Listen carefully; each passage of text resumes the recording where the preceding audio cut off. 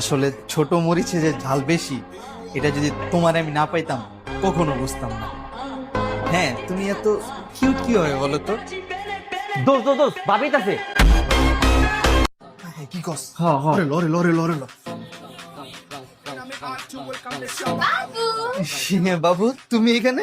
আমি শুনছি তুমি রেস্টুরেন্টে, তাই আমি তোমার সাথে দেখা করতে আসছি। ও, এটা কে? এটা এটা হচ্ছে এই যে ওর গার্লফ্রেন্ড, ওরা দুজন আসছে তো ওদের সাথে আমি আসছি আর কি। ও, ওদেরকে কিন্তু মানাইছে ভালো। হ্যাঁ। দেখতে হবে না কার গাল। কি হইছে? না বাবু, ওই যে মশা ছিল তো মশা তাড়াই দিলাম। এই বেটা, বুঝলাম না মামা কি শুরু করে দিয়েছিস? এটা একটা এসব রেস্টুরেন্ট, বুঝতা তো না। তুমি বুঝতেছো না? রেস্টুরেন্টে ওদের একটা প্রাইভেসির বিষয় আছে না? দেখো জায়গায় জায়গায় সিসি ক্যামেরা কি শুরু করছে। আচ্ছা, তোমাদের প্রাইভেসি লাগবে, তোমরা আমাকে আগে বলবা না? দাঁড়াও।